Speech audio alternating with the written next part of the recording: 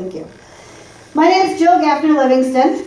I'm a certified dementia practitioner, a certified Alzheimer and dementia care trainer, and as much as those credentials are really nice and help me to speak on the subject of dementia, quite frankly, I have other credentials that don't come with acronyms, and that's caregiver.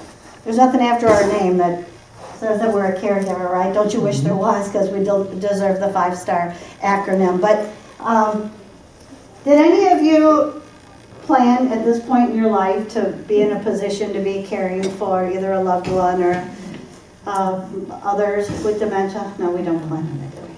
Boy, we plan on a lot of different things. Remember in our planning stages, remember years ago when we were young and we were starting to plan, right? So I can remember when I was young, there were a lot of things I wanted to do. I'm sure that, for a certain period of time I wanted to join a band with my sisters in the basement. We sold tickets to my parents. I wanted to be a movie star. I wanted to be a veterinarian for a short time. And for 1 week, I wanted to be a nun. And then I ended up going into automotive because everyone in my family, well, they get a business degree and they go into automotive here in Michigan. That's not all that odd. But there was not one day, not one moment of any day that I ever said, I want to make sure that I can take care of someone who has dementia. To be honest with you, the only experience I had with anyone that was old, the word dementia was not used. You know what it was? My great-grandma, she was senile. That's what she was. We went to go see her in a nursing home. I was about 5 years old. My father put a beer in both my pockets. And he said, just walk to Grandma's room. This is the only fun she's going to have. And my sister carried her cigarettes. And that was what we knew. And on our way down that hallway, we saw all these old people sitting in the hallway, and they looked sad and smelly and scary. And so no, there was nothing in me that said someday that's where I want to spend the majority of my time. I grew up, 22 years old, I decided to get married. Seems awful young right now, but at the time it was not young. I knew everything. So at 22, I had moved to Texas because Houston was booming back in the early 80s, and you could make $1 million. And I was 21 at the time I moved to Texas. I met a guy named Bob. We got married the following year, so I was 22. Bob was 3 years older. He was 25. We had 2 little kids, Beth and Jacob. And then we decided, well, we should move back here. I was born and raised in this area here, not too far from here. Went to a school called Dominican High School, if you're familiar with Dominican. And so as our kids were growing older, we wanted to come back here because all our siblings were having babies, and that whole family cousin thing. We came back here, and 3 months after we moved here, Bob was diagnosed with double lung cancer.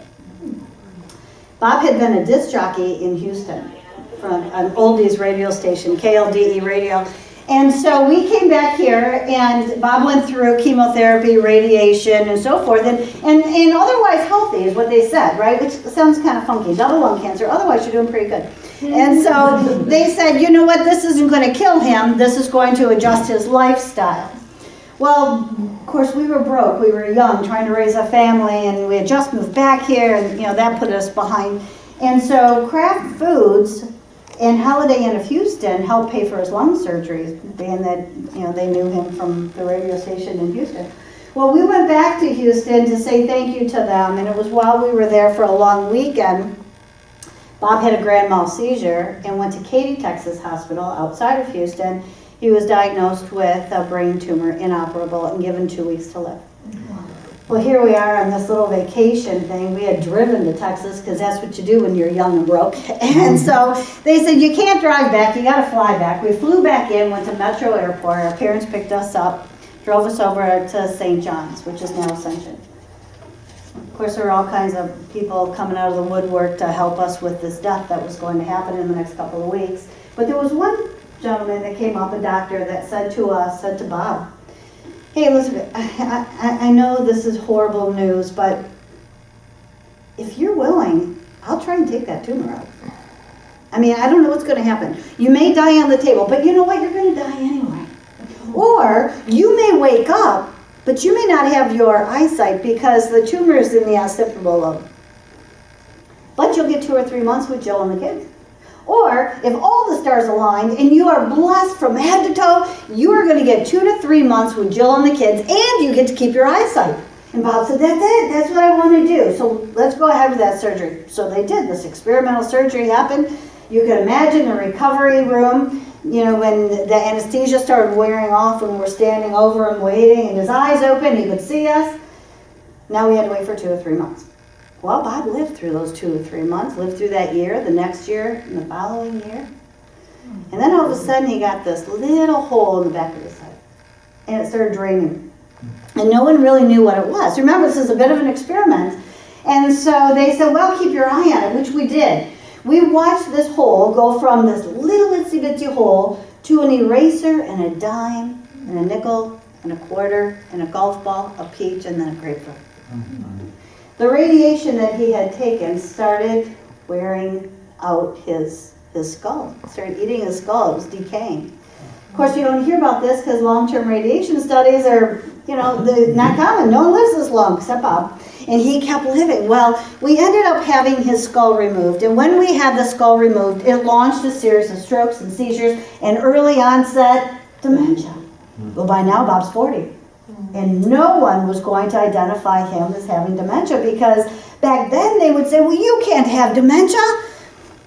You're only 40 years old. So he never had the D in his file ever. Bob lived 21 years.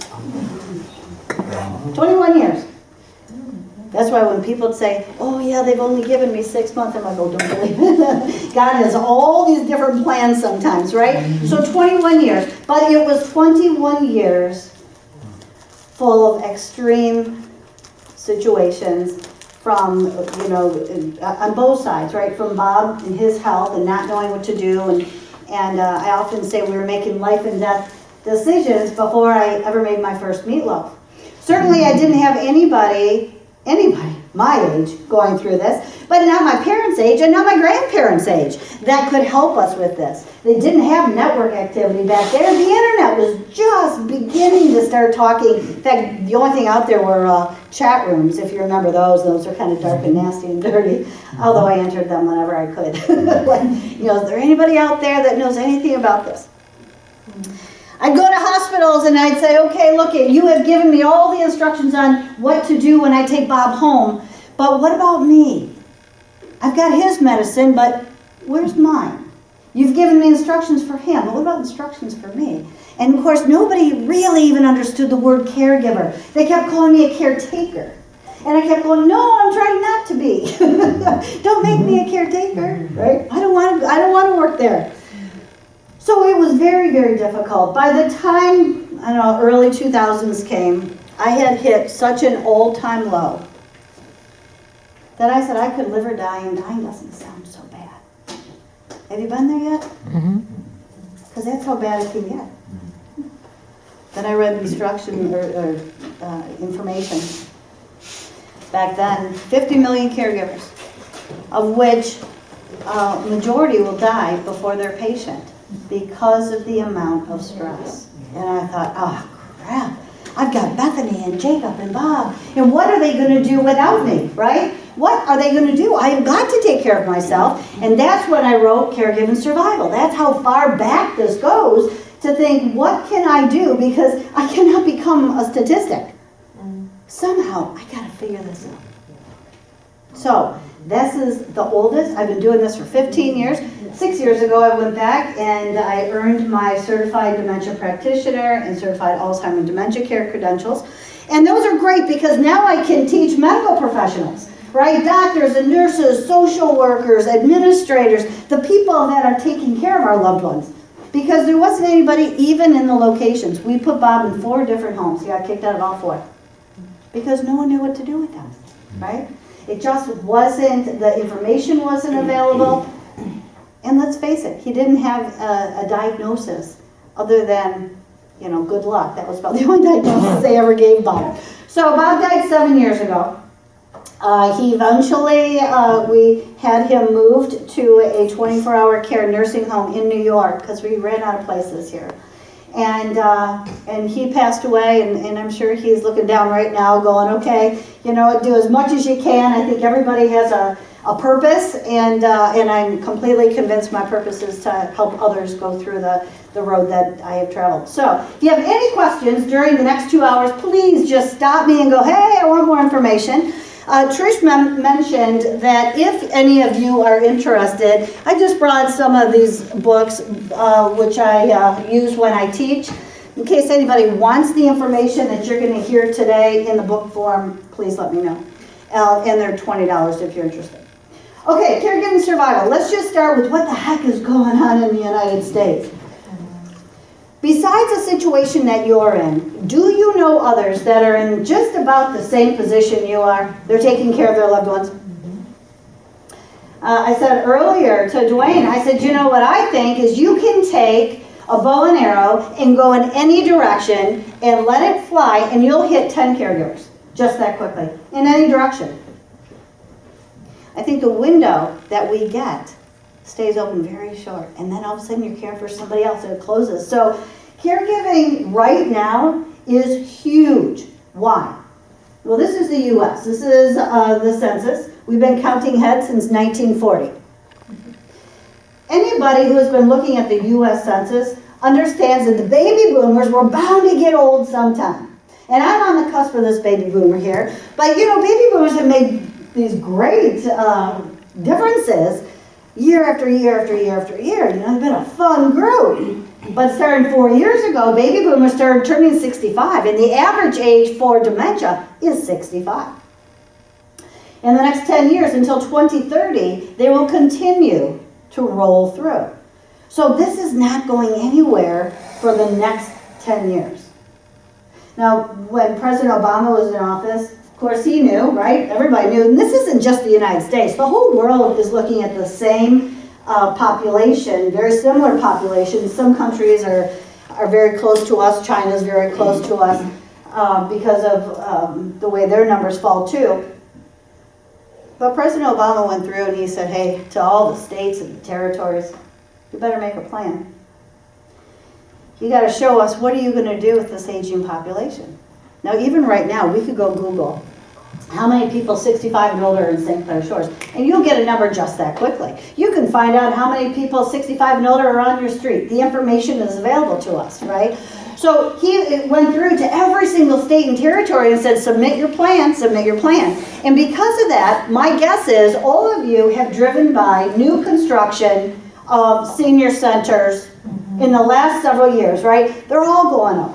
And you can see that when you drive down the street. What you don't see for other locations is that they may not be doing new construction, they're remodeling the inside of theirs. So they're taking these like retirement homes and now they're expanding the hallways, they're making more memory care. They're doing all of this because they have got to live up to their plan. Obama also put together billions of dollars for research. And because of that, you hear about this research all the time. And just about every week they come out with a new set of instructions of what causes Alzheimer's, right? I mean, and this week it's red meat. I don't know if you heard that. I just heard it last night when I was eating my hamburger. It's always something. Anyway, what does this tell us? Number one, this is the baby boomer population. Typically, the following generation would be the caregivers.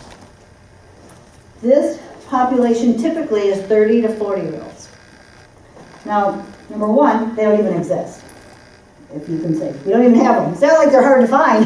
They don't exist. They're very, very difficult to find people in that caregiving age group. What you do hear sometimes is that we'll have families that have made these promises to their loved ones. You know, Mom, I promise you I will never put you in a home, Mom, never, ever, ever. And now the whole family is living to that promise, no matter what. They're going to live to that promise.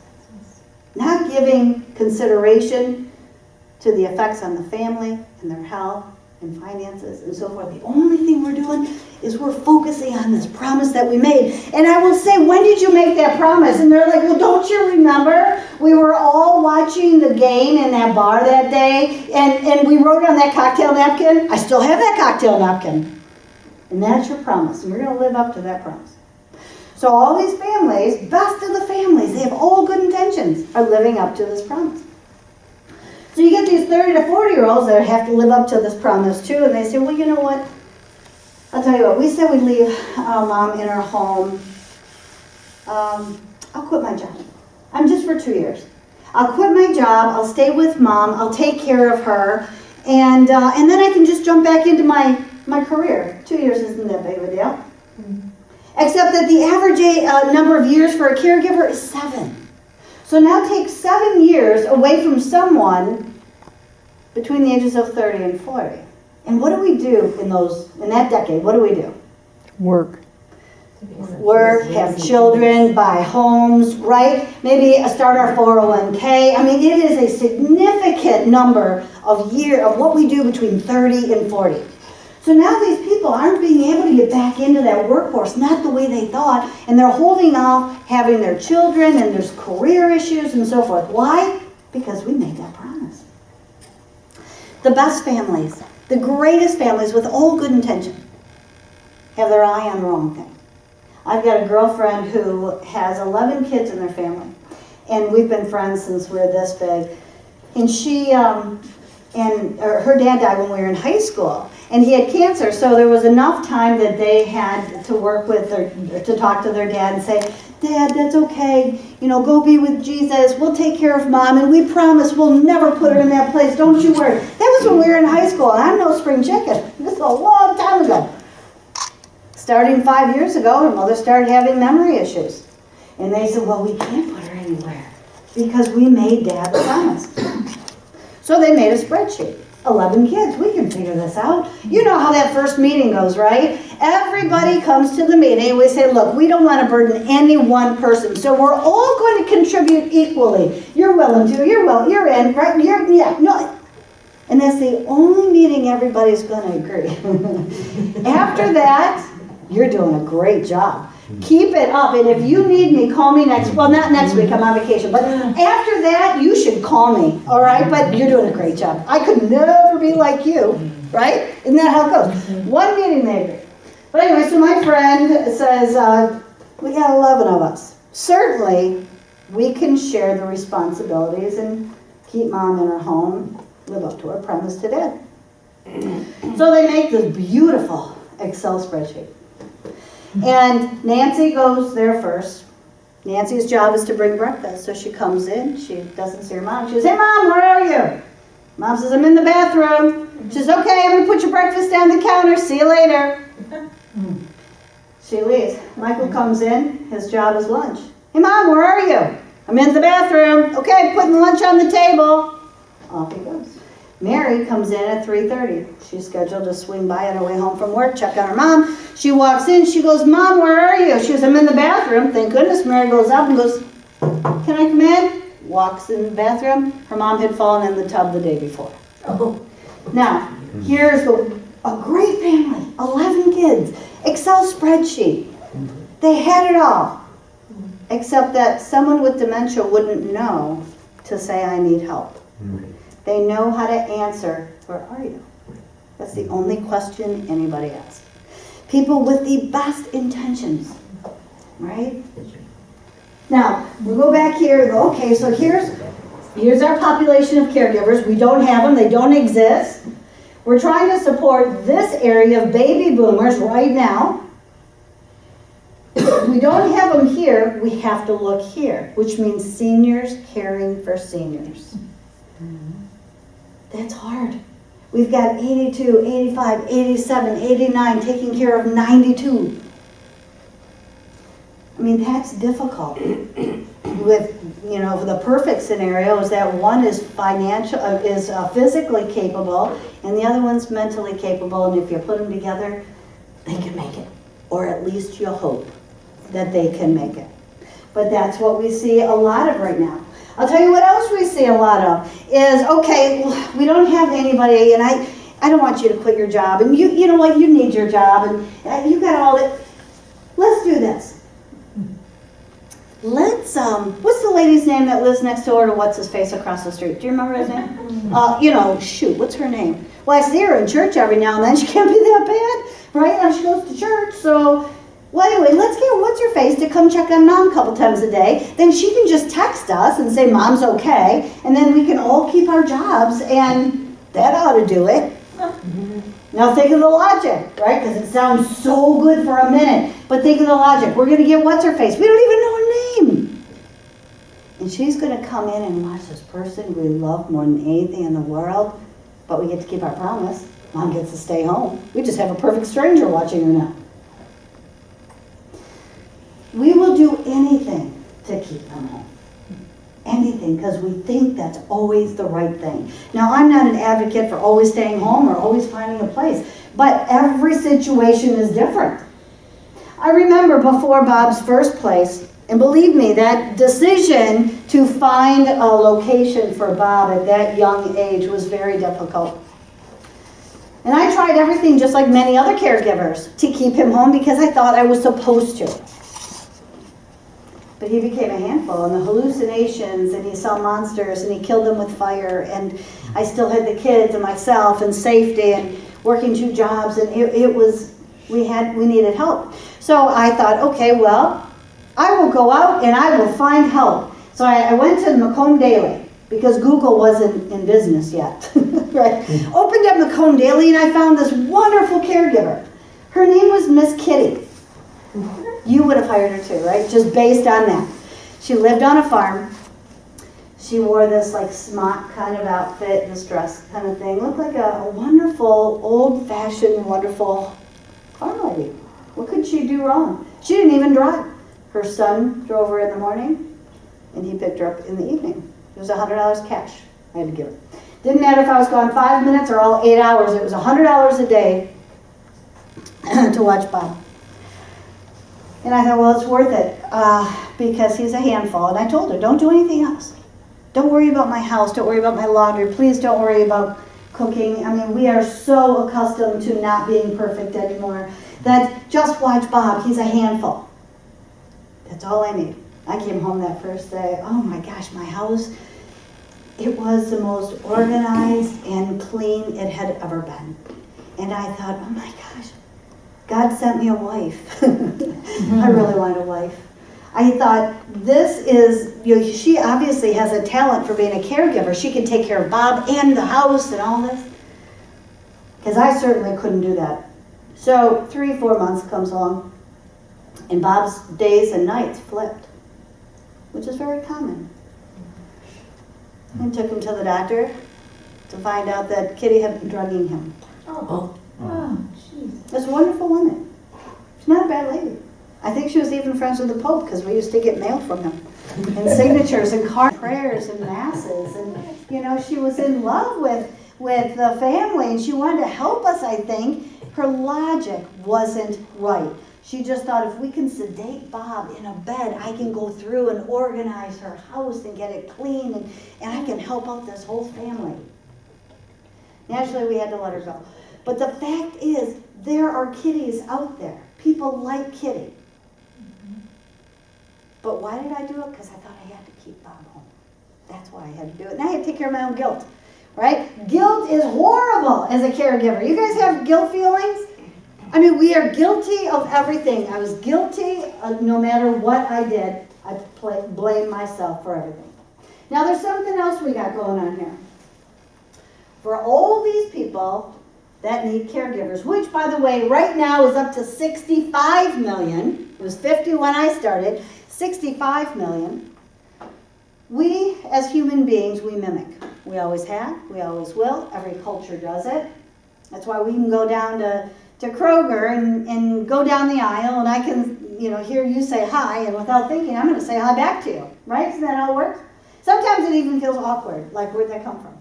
And it's because your mind doesn't even have time to think. Your mouth opens and the words just fly out. And that's because we have the power of mimicking. And caregivers do too. Professional and family caregivers mimic. Which means if I spend so much time with you and you have dementia, I can start acting like that too. However, I can't give myself dementia. But when we mimic our patients, our loved ones, do you know what it looks like on us? Depression. because the beginning stages of dementia and depression are the same. Socially withdrawn. First thing you'll notice, right? In a little while we'll talk about, what that looks like for caregiver burnout. But what it tells me, and I could do the whole class just on this chart, is that we have got so many caregivers right now that will be on the edge of depression and have depression symptoms. I remember when I mimicked Bob. Of course, this was back in 94. And by then it was cancer. Dementia really hadn't shown up yet. And boy, I thought I had cancer of everything. I had talked myself into every kind of cancer, every bruise, every headache, everything. I had cancer of everything. And then Jackie Onassis was diagnosed with lymphoma. And I remember reading it in the newspaper and going through all her symptoms thinking, oh shoot, I've got lymphoma. Are you kidding me? How did I get lymphoma? Oh my gosh, this family has absolutely no luck. I've got lymphoma. Jackie's got 6 months. I'm sure I have less than that. Go to the doctor. They check me out. They come back and say, you don't have lymphoma. You're pregnant. I went, what? Apparently lymphoma and pregnancy are a lot alike. Now you can imagine what I was thinking at that point. Thinking, oh my gosh, we don't know how much time Bob has left. At this point, we were so financially backwards. I was working 2 jobs, trying to raise the family and so forth, and now I got to come out and tell people I'm pregnant. I mean, I thought my family was just, going to think that I was lost my mind. Anyway, we had a miracle child, and I say that because Bob should never have been able to have children at that point with all his chemo. And our miracle child's name is Nicholas, and he lives in Miami now. But I'm telling you, that mimic thing was right there. I was completely convinced that I had cancer. Dementia can be the same thing. So we have to watch what we are, right? We are healthy. We have to make sure we maintain that mimic of healthy individuals. But that's what's going on with the world right now. So what you see, for caregivers especially, it can be a very lonely place because you think the whole world is still living and you've been interrupted. It's so funny. How can we be so lonely and there's 65 million of us, right? But we are. What does it take? Well, number one, in my book, it takes patience. What do you think? Mm-hmm. Remember when you thought you were patient? You thought that growing up. If someone were to say, name some characteristics, on a resume that you put out 30 years ago, you would have said, well, I'm a really patient person. Oh, I don't know. You weren't tested until you had someone who has dementia, and now you're being tested. I can remember waking up in the morning and thinking, okay, dear Lord, I did not practice very good patience yesterday. Today's going to be different. I had a good night's sleep. I think today I'm going to be able to handle Bob. I know I will. I'll get up, I'll go in the kitchen, I had a cup of coffee, and 5 minutes later I was back in my room on my knees going, maybe tomorrow. Because you can lose it just that quickly. Now, when we were testing our patience 30 years ago, it didn't really matter that much. If you lost your patience, the worst thing you had to worry about was coming back and apologizing and hoping that the person accepted your apology and then you moved on. And that's all you really had to worry about. But now you have someone who reacts to your lack of patience. You see, when I'm not patient with Bob or anyone else who has any of the dementias, what happens is, one, I don't look the same. My face changes. My tone changes. My volume changes. Right? I am not the same. And I sound angry. I'll even talk faster if I have no more patience. Come on, I'm telling you right now. Right? And so the reaction from someone with dementia, well, you talk about behavior issues. Sometimes they're mimicking who? Us. Why? Because I lost my patience. So now it's a big deal. Where before we lost our patience, it just wasn't as big of a deal. So patience is the first thing. Compassion, obviously, empathy, ability to listen. Oh boy, listen. I thought I listened. I wasn't listening. You see, for all my life, while you were talking, I was preparing my comeback statement. The committee in my head was not ever quiet enough to completely listen. And I realized that with Bob. That in order to really be able to take care of someone, you have to listen to them with two kinds of language. I need to listen to them verbally, but I need to listen to their body language too. And not respond until I completely understand what they're saying. And that's not easy to do. That is so, especially for Americans, right? We just don't like, we like to jump in. In fact, I'll finish your sentence if you give me a chance, right? Problem-solving skills. Human beings are born with problem-solving skills, which is why you got to eat on day one, and we will never lose them, not with our last breath. But with people that have dementia, they're still problem-solving too, with a little different logic. I had a gal tell me that she was taking her dad to the doctor here in Michigan. It was winter. She did exactly what she was supposed to do. She got her father all dressed in his winter outfit. She sat him in the kitchen and she says, Dad, stay right here. We have to talk to our loved ones with two kinds of communication, with our body and with our voice. She did that. She said, Dad, stay here. I'm going to go outside, start the car, warm it up, shovel a path, and come back and get you. So just stay right here, Dad, because I'm going to go outside, start the car, get the car warm, shovel a path, and come get you. She did it 3 times. That's what we're supposed to do. She ran outside. She started the car. She started getting it warm, shoveled a path, came back in, and her father had taken the kitchen clock and nailed it to the ceiling. And she says, Dad, what have you done?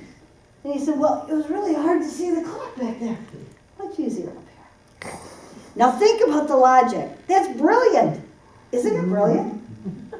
How many times it would have been so much easier if you just would have put your clocks right there for me.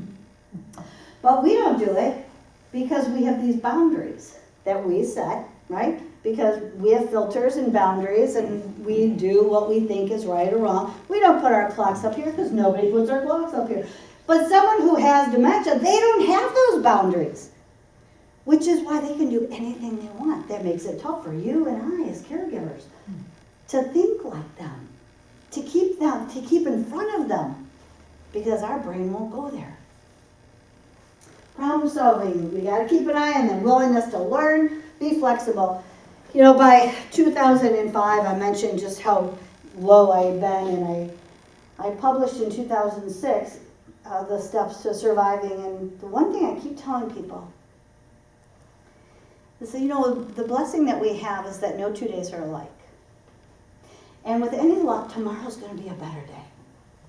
Suicide rate as caregivers is huge. It really is. And for us to say, look, today's never going to happen again. Oh, aren't you glad it's over? It is never going to happen again. And you can go to bed and put your head on the pillow and go, whoo, it's over, I made it. Any luck, tomorrow's going to be a better day. 50 million people, 65 now. Most of them, over half of them, will skip their own doctor's appointments. Now, I'm not going to ask which ones of you have skipped, but I can tell you I didn't go to the doctor for 5 years, so I'm right there in that statistic. You see, as a caregiver, it's really difficult because our focus remains on our patient or our loved one. Guilt drives us there, and we are focused. And every single time we don't acknowledge ourselves, we take a step backwards. And we continue to take a step backwards till we are completely out of our own shadow. 65% are going to miss work. In the United States, sad that it is, but it is easier to call in and say, my child doesn't feel good, I'm staying home, than it is to say, my mom's not doing well, I have to stay home. They just don't accept it that easy. It says right here, 33% are men, 67% are women. Quite frankly, we think it's up towards 44% of caregivers are men, but men will not join the statistics. Because it could affect your job, and it could affect your income, and how people view you. I spent 20 years at Chrysler, and I think Chrysler's great, so believe me, I'm not being negative about Chrysler. They were fabulous. And in 91, when all this started happening, I was at Chrysler. And at the end of the year, we have an evaluation. Right? Most companies do, I think. And in my evaluation, it said, Jill's a great employee if it weren't for the excessive amount of time she takes off. I took 11 days off. 11 days for Bob's lung surgery, his brain tumor. I went to a couple of his chemos, went to the first radiation. When he had his ribs removed too, I went to that surgery. 11 days I took off in 1991, and that's what ended up on my review. And of course, you know where that goes, right? It goes smack dab in your HR file. So if you want to get a promotion, or you want to go for another job, well, that's where they go. And they take your, what they call PHR, personal history report, and they look it over to see what kind of an employee you are. And they said, oh my gosh, look at this troublemaker. I'll bet she barely comes to work. Right? And off I go. Finally, I had a gentleman, his name was Jim Coons, pick up the phone and call me and say, Jill, you nominated for my job here in International, and you look like you'd be a good fit. I just have one question. He says, there's a statement in here that says that you had excessive amount of time off. Can you explain? I was so happy that someone allowed me to explain. So I gave him the 2-minute version. He said, so you only lost 11 days? Right. But it's perception. If someone hasn't been in those shoes, they don't know what that means, right? So instead of doing that, what we end up with, in particular men, we keep our mouth shut. Because that's what I learned. No more telling anybody anything. So as a caregiver, where are we going? We're going one more step. Where? Backward. I'm not going to take care of myself. I'm not acknowledging myself. I'm financially strained because for Bob and I, of course, he's my spouse, so we're going through this money like there's no tomorrow. Now we have 3 kids. There's just, the medical bills were just ridiculous. And of course, he's so young, he didn't qualify for any support. So financially, that hits us. We used to belong to a euchre club. Mentally, he couldn't handle it. We backed out. We used to belong to a bowling club. Physically, he couldn't do it. We backed out. And quite frankly, we couldn't afford much anyway. Pretty soon, we were so far backwards, there was no Jill. And I would have people that would go, oh, wait, Jill, hey, wait. How's Bob? Right? And that's great, and thank you for asking, I would say. This is how he is. But where is the how are you?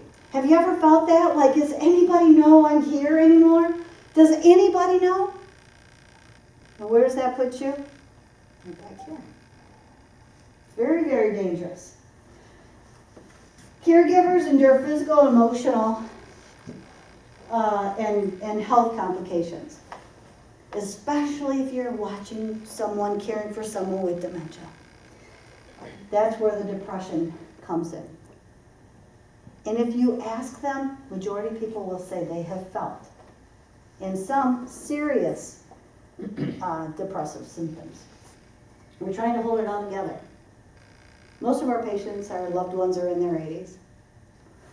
Right? More than half of the caregivers are married. 40% are still holding a full-time job. And if they thought they were going to retire, they have changed their mind on retirement because, you know what, financially, I don't think I can retire anymore.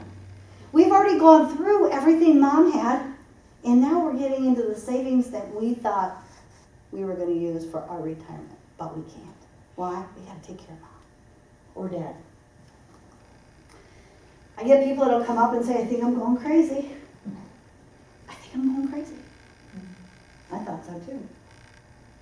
It's because we used to establish moods, right? You're in a mood, or you have a mood swing. But as a caregiver, you can have all these moods every 13 seconds, right? You can be happy, you can be sad, you can be angry, you can be jealous, you can be guilty, that's all the time. But you can be scared, you can be alone, you can have joyful moments too. But it's almost like you can't stay the same. Which is really hard for your friends and family, by the way. So they start staying away from you. Because really, they don't know what kind of mood you're in. And what they're hoping is that at some point in time, you'll give them a call. which is why we get socially isolated from our best friends. Have you ever noticed, where's all my friends? I've had friends all these years. I thought we were going to be together forever. I haven't seen them lately, but I saw on Facebook, they all went out to the concert last week. They didn't call me. And you think, why? It's very hard to be a friend of a caregiver. Very hard. You see, I don't want to be cold. And it kind of sounds cold if I call you and I go, hey, I know you're taking care of your parents right now, and I know it's overwhelming, but you want to go to a concert? Right? And so instead, what friends do is they say, well, look, you know what, Jill knows that we would love to have her, but she's got her hands full right now. So I know when the time comes that she can go, she'll call us. I'll just let her know. You know what, when you're ready, you call us. Well, I'm never going to call, because I think you've moved on without me. And where am I going? I'm going one more step backwards. Caregiver burnout is real. Look at the signs of caregiver burnout. Not only think of yourself, but think of others, because this, like I said, is so popular, I guess. And find out who is it that would fall in here where they're withdrawing from friends. It says feeling tired, but I don't mean tired. I mean so extremely exhausted. You don't know that you can do it for another 5 minutes. We had a lady about 6 weeks ago, caregiver, pull up in her driveway right after work. I mean, it was still daylight. She never got out of the car, put her head on the steering wheel, fell sound asleep. And I said, I get it. I get it. And it's not because she had exhausted herself. It's emotional exhaustion, which means you slept all night. You're just emotionally exhausted. You just can't take it. Feeling depressed, resentful, there's guilt. Why do we feel so guilty? That's the funky thing. Why do we feel guilt? We didn't always feel guilty. Right? Before this happened, I thought guilt was like, you know, when you did something you were supposed to when you were married. That's what I thought guilt was. Then I found out guilty becomes just this thing that you are 24 hours a day, 7 days a week. I was guilty if I enjoyed life. I was guilty because I wasn't dying. Believe it or not, I couldn't say it out loud. But that's what I think I felt. You see, this is my thought on guilt. Before I became Bob's caregiver, I could make mistakes. I could make mistakes, and people could come up and go, oh, well, you know what? Live and learn, can't always get it right, no big deal, this too shall pass. I mean, all of those things worked because I wasn't in charge of somebody else. But the minute I became Bob's caregiver, I couldn't say, oh, I didn't give you your medicine, live and learn, right? Oh, well, I couldn't.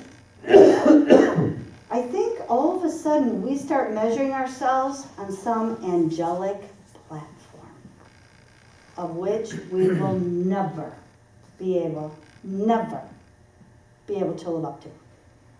We are only human. We are only human, but we measure ourselves as an angelic person. Now, don't complain. You can't complain because at least you're living, right? Don't say a word. I'd say to Bob, oh, I have a headache. He'd say, you have a headache? I got a hole in my head. Because when he had his skull removed, you know, it remained open. I mean, we bandaged it. There was nothing there. So I found myself not even complaining. No, I'm not going to the doctor, but there's nothing wrong with me anyway, because compared to you, no, there's nothing wrong. Caregiver risk, denial. Denial's a big one. Are you okay? Yeah, I'm fine. You need anything? No, I don't need anything. You sure you're okay? I'm fine. Do you guys do this? Kind of, right? But on the inside, you're angry. But you can't show it. Right? Which that also brings up a little bit of guilt. Of course, exhaustion, sleepless, frustration, overload, blah, blah, blah. All right. I told you in 2005 I thought I'm going to live or die. Dying didn't sound so bad, but I couldn't because I had kids now. I had 3 kids. I had Bob. I had 2 jobs. I had every reason to somehow make this thing work. So I created my own survival plan. First of all, you matter. God, that was the hardest lesson for me. To look in the mirror and say, you matter. You're spending all your time taking care of all of them, but you matter. And you don't have to feel bad about thinking that you matter. You deserve time. Once I decided I mattered, now I could make a plan for my mind, my body, and my soul. And here's the plan. It's simple, but you got to commit to it. Number one, I had to find something to fill my mind other than Bob. And I feel guilty about it. I went to the library, because there again, we didn't have Google or the internet. And I found a book of positive phrases. And I used to carry that book at Chrysler with me, and I would share that. I would pick one a day, and I had to share it with people. And that's what made me start talking positively again. No one wants to listen to someone who's talking negative all the time. That's why they're going to avoid me. I've got to start talking positive. But I didn't have anything I could make up, so I had to go to the library, and I had to research it, because there was nothing in me positive at that point. Okay, so you have to get some positive information, and once you get it, you have to share it. You have to talk about it. Call people, talk about it to a perfect stranger. It doesn't matter. You have to start getting back into conversations that have positive endings.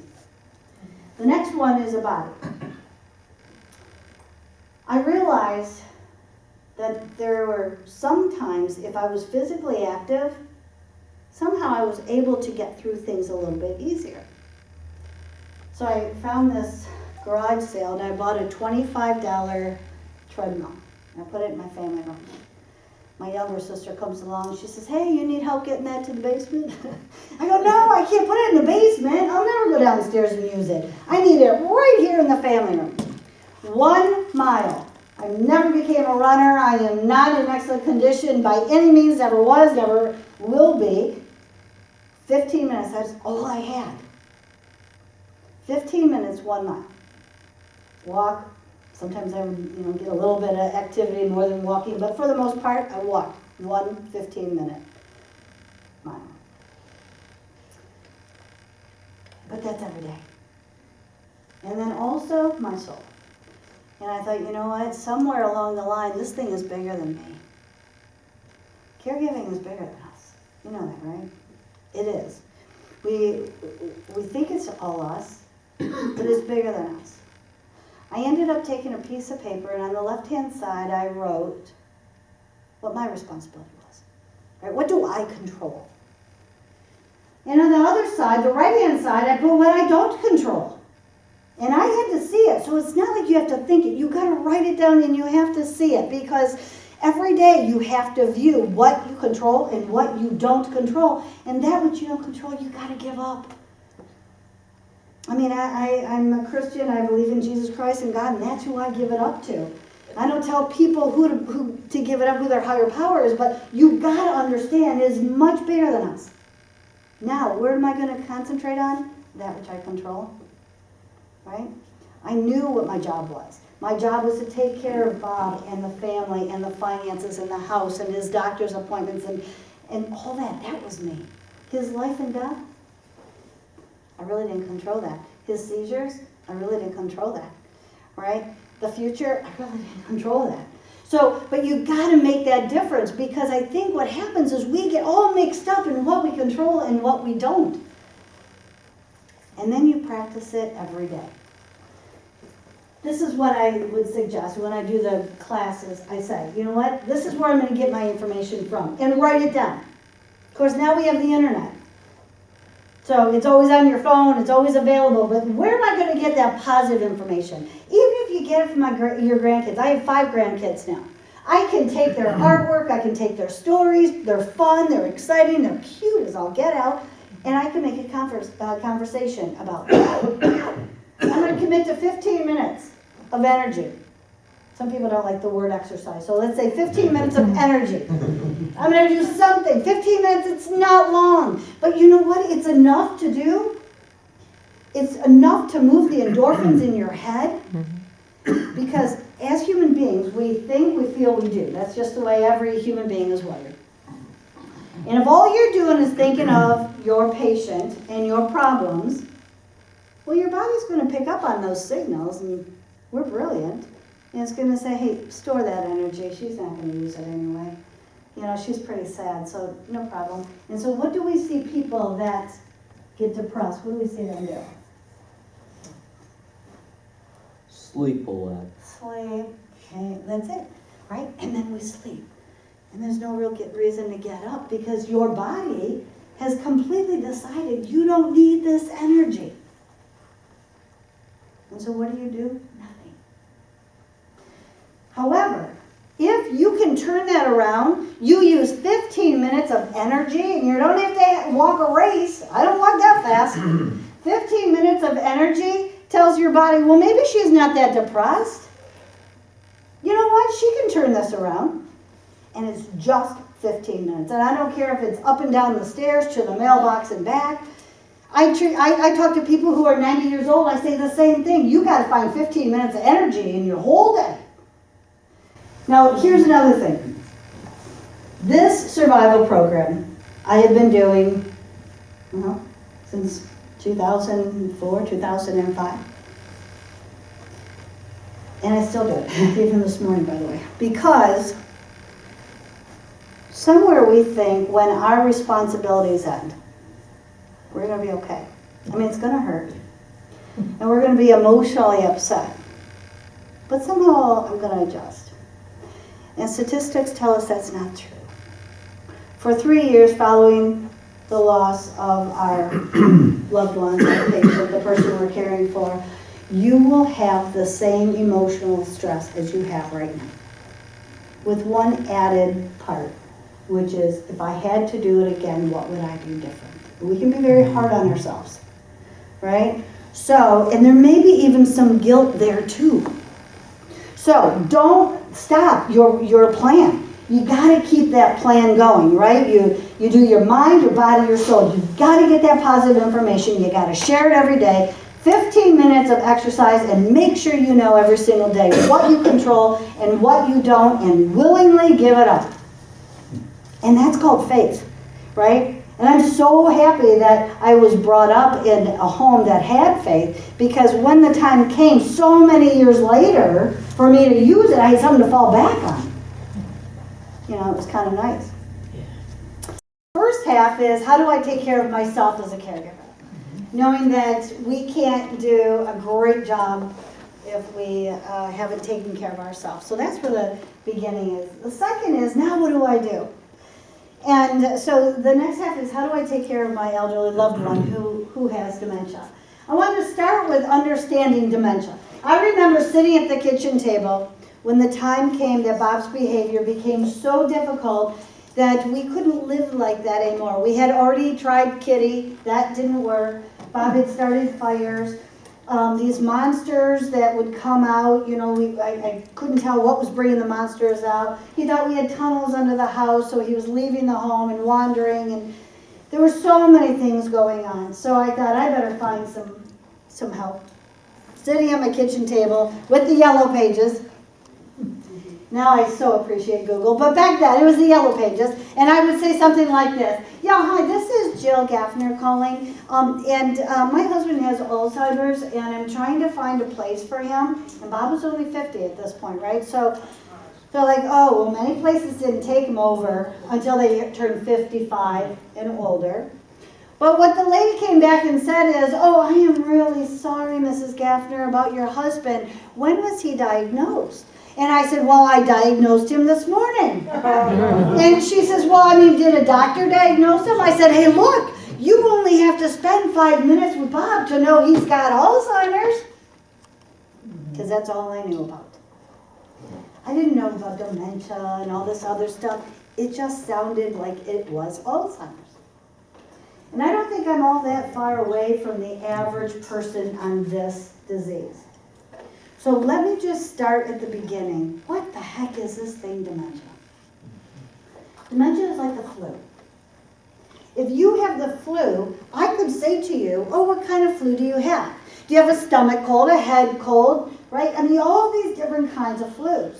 Well, dementia is the same way. You could say I have dementia, and it would be appropriate for me to say, what kind of dementia do you have? Now, there are non-reversible dementias, and that's important because what that says is that once you have it, It's never going to go away. Non-reversible dementias. The reason why we talk about Alzheimer's is the big daddy. You see, Alzheimer's is 2/3 of the people that are diagnosed. Now here's where it gets funky. Only 45% of people are diagnosed to begin with. So 45% are diagnosed and 2/3 of them have Alzheimer's. Now, there are these others, vascular, mixed, Parkinson's, frontal lobe, Lewy body. So many different types. Now, does it really matter for you and me what type of dementia our loved one has? No. It doesn't. You know why it doesn't? Because there's no textbook to tell you what tomorrow's going to look like to begin with. The only thing we do is we react to behaviors. That's what we do. We react to behaviors. Now, Bob never had the D in his file, right? Never had a D. He was too young. I think that's the reason. No one ever told me that, but that's what I think. So he was never diagnosed with dementia. What happens if someone is diagnosed with dementia, but they don't end up having dementia? And there's a D in their medical file. What? They're stuck. How do you get that D out of that file? You go to court. That's how you do it. And it costs money, right? So there are people that don't ever get diagnosed. We just react to what? The behaviors. So could it be that like Alzheimer's is the only one you die from? It's the only one. And truly, the only time you can really diagnose Alzheimer's for real, is during an autopsy. That's real. And how many people go through with an autopsy? Because you know that costs money too. So not everybody goes through that. So what are the real numbers? I don't know that we really know what the real numbers are. We know it's growing. We know there's a lot more people today that are diagnosed than there used to be, but there are a lot more people living longer than there used to be. But that's what it is. So dementia is, like I said, like the flu. It's a category, it's the things, it's the lack of memory, it's the behaviors that go along. And then there are specific types. And yeah, they all have their own characteristics. Lewy body, you know, there's a lot of hallucinations with Lewy body. But there's hallucinations with a lot of them. So it's really hard to put your finger on which one it is. Normal aging. I'm normally aging right now. And I couldn't be happier about it, to be honest with you. I was so flippin' excited to turn 60. My whole 59 year, every time someone would say, how old are you? I'd say, I'm almost 60. I never used one opportunity to tell anybody I was 59. So by the time I turned 60, I felt like I had just won the award. I'm finally 60. But I like it because we can cut corners. We know where to get where we need to go much faster than when I was 40. You see, what I can do now is I can turn to somebody and I go, hey, guess what? You know who I saw yesterday? Remember that lady we used to work with that had the shoulder length? You remember what I'm talking about? Shoulder length hair. And she always, and she had those things on that she always wore like that, right? And she did, I'm not kidding you. And oh my God, wasn't that hilarious? The things we used to do, oh my gosh. Anyway, she said to say hi. And you know what? You guys, you know it. We can be very, we can what? Vague. But still get the message across. The picture in our committee, that committee we have is so mature by then. You know, and so we get pictures and we understand those pictures.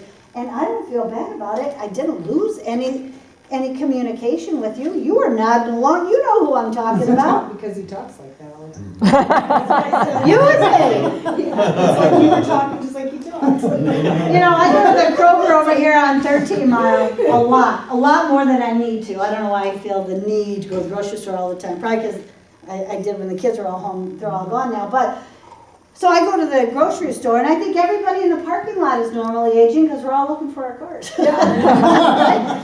And there's nothing wrong with that. I go to the basement, can't figure out why it was going down there. I ran upstairs to put some lotion on my arms, fixed my contacts, came back down, got to the door, and went, oh shoot, I forgot the lotion. It is what it is. That's what the small stuff. And if you're getting too close to your patient and you think, oh my gosh, I'm becoming like her. No, you're not. It's just normal aging. You are absolutely fine. We do not need to remember every single thing in order to get through life. We don't. Now, if I hand you your car keys and you don't know what to do with them, that's not right. If you're driving somewhere that you go on a regular basis and you cannot figure out where you're going and make it worse, you can't figure out how to get back, that's not good either, right?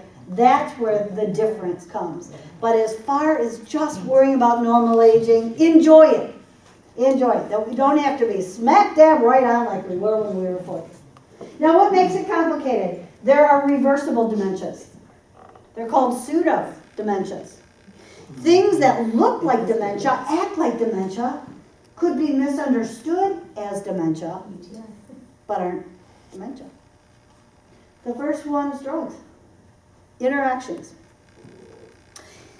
Even if your loved one has been on a specific drug for a long period of time, and you think, well, it can't be that. They've been on that for 7 years. They haven't had any issues.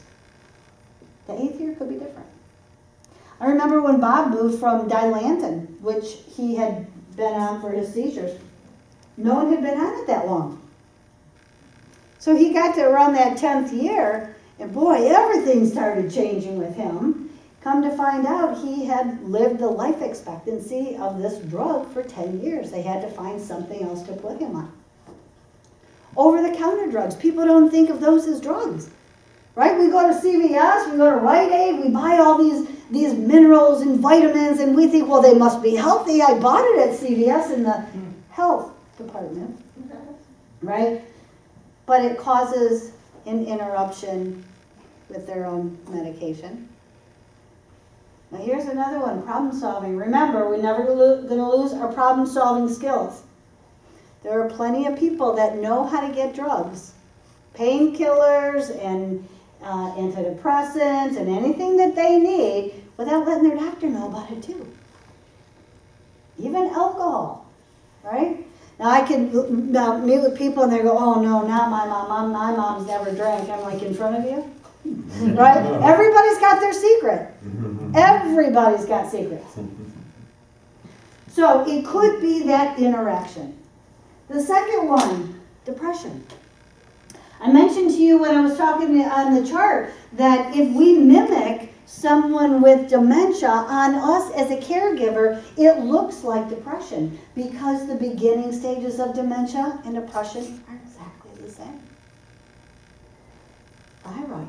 Who would think this little gland in your body could control so much? But it does.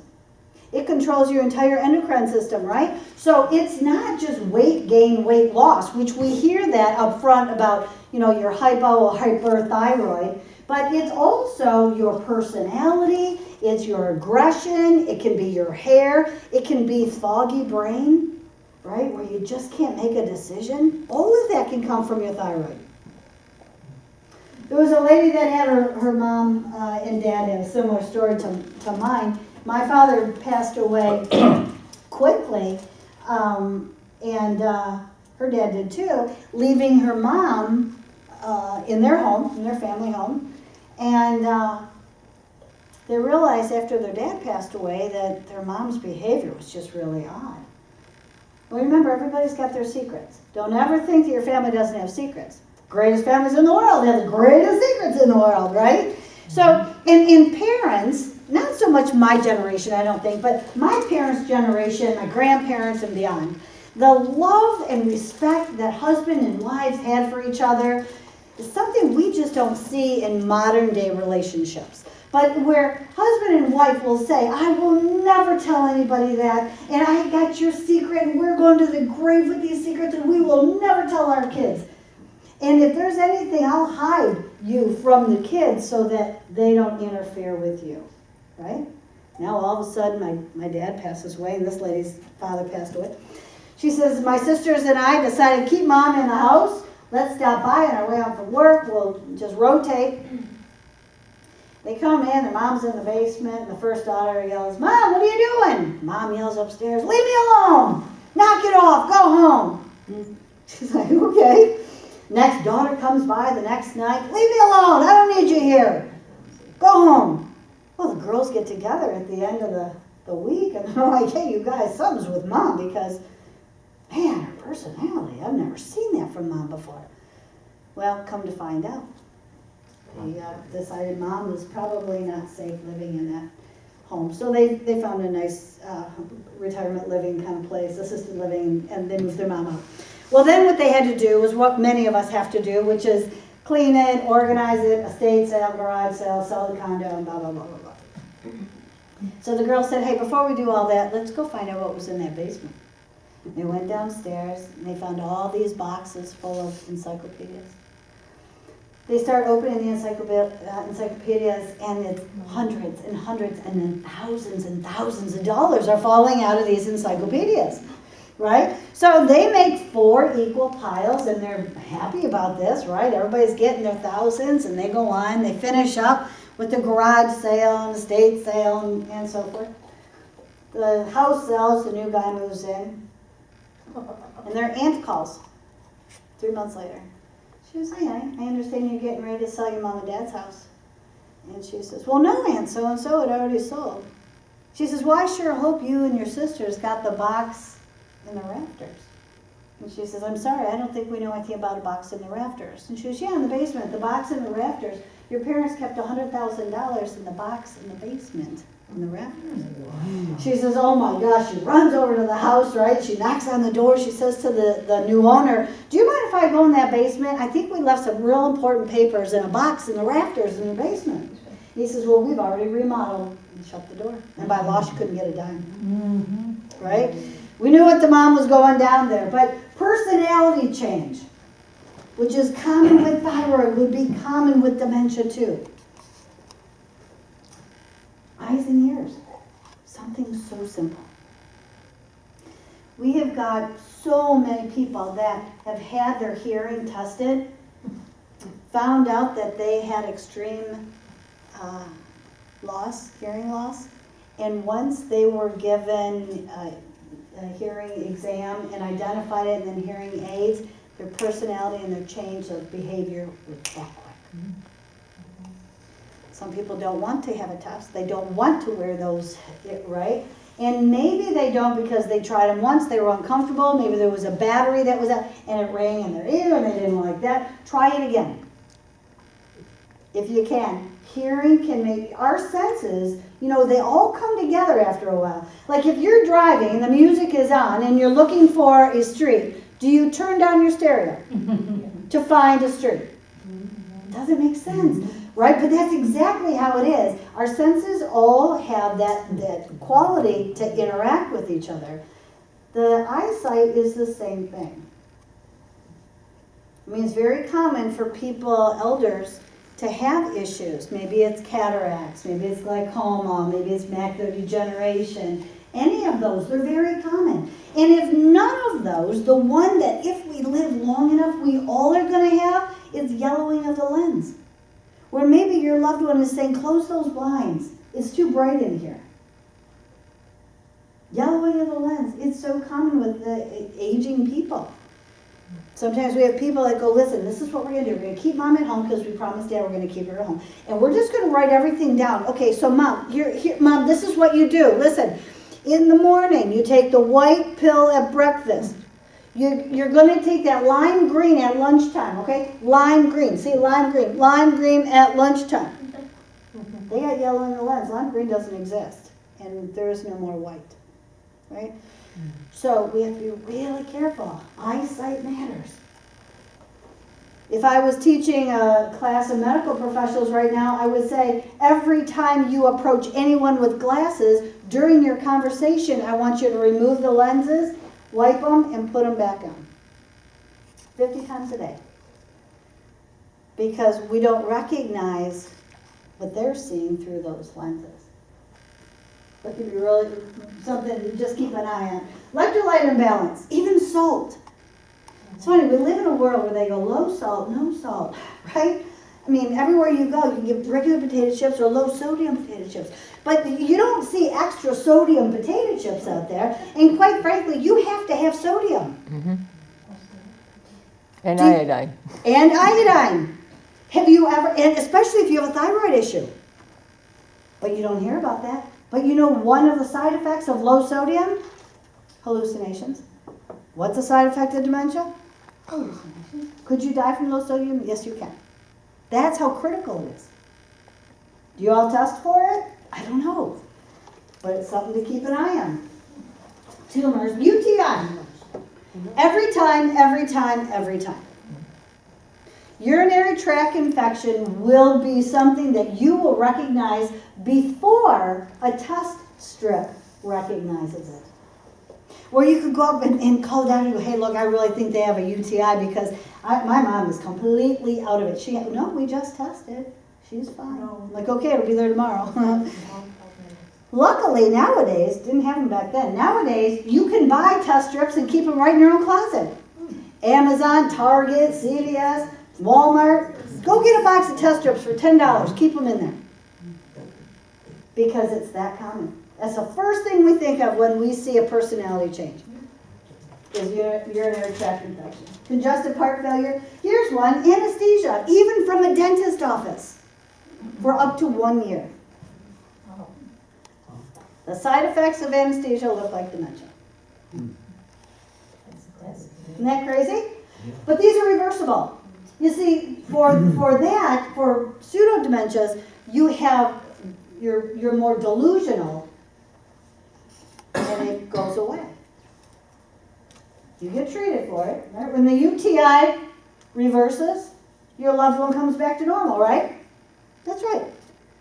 So, there are many people, though, even in that 45% that get diagnosed, that will say, oh, mom's been acting peculiar, but you know what? Uncle George was like this too, and it's just part of the aging process. I'm not going to take her to the doctor. She doesn't need to go through all the picks and pokes and prods and all these tests that we're going to do. We know what's going on. Mom's just getting old, you guys. And we never get them checked. But the pseudo-dementias are there. And treated properly, our loved ones can do much, much better. Medications all have side effects. Note the side effects. I mean, keep a log. Don't just say, well, everybody has a dry mouth when they take medication. Don't go there. Write it down which medications are giving dry mouth. When is it worse? When is it getting better? Does it go away? Keep a log of side effects for your medication and share it with your family members. If you share caregiving responsibility, don't ever hold all this stuff in on yourself, just for yourself. Communication. There's something called person-centered care. Now, does anybody have a loved one in a facility right now? Okay. So, Trish, have you heard the term person-centered care? No. Okay. You should. If you haven't yet, now that I've said it, maybe it's like a red car, right? You buy a red car, no one has one, the next day everybody has one. So hopefully this is like that. Person-centered care. When I went through that nursing home, that I told you I carried the beers of my grandma, right? Great-grandma. Everybody was treated the same, right? Everybody had the same food. Everybody took naps at the same time. They all had bedtime at the same time. Care was just general care. And then about 10 years ago, it switched to something called person-centered care, because no two people with dementia are alike. When you've met one, you've met one. That's it. So I have got to have a plan that is created only for you. If I'm going to do this right, and that is a true statement, when you've met one, you've met one, then my care plan is only for you. What is your name? Doreen. Doreen? Okay, so my care plan is for Doreen. When we have someone with any of the dementias, and I'm talking generally any dementia, it is important for us as caregivers to know that Doreen's memories will now start going backwards. We're not going to create new memories. We are going backwards. So my care program for you must include all the memories so that while you're going backwards, we can provide that care for that point in time, right? That's called person-centered care. Now, once I prepare Doreen's care plan, I'll never use it on anybody else. It is only for one person. But the information in here seems ridiculous. You see, people are going to sit you down, they're going to ask you all kinds of questions, and you're going to think, well, you guys are just plain out of your mind. What do you mean, what did Doreen do in the 70s? What do you mean? I don't care what she did in the 70s. I want to tell you what she did last week. We're like, no, we need to know, because when the time comes, should she enter into that decade, we want to prepare for her. And let me give you some examples. So we had a lady who was at a facility, at a community, and she was somewhat new, and they had taken her care plan, they put it together, and the care team had identified the kind of food she liked, the people she liked to sit with, and so forth, and prepared this all for her. Brought the lady into the dining room. First 3 days, the lady would not eat. Never lifted her fork. Didn't want to eat anything. They called the family back in. They said, because they will count on you, family members, to give information. They said, we prepared for your mom just the way we had set it up in the care plan, but I'm sorry, your mom was she's not eating.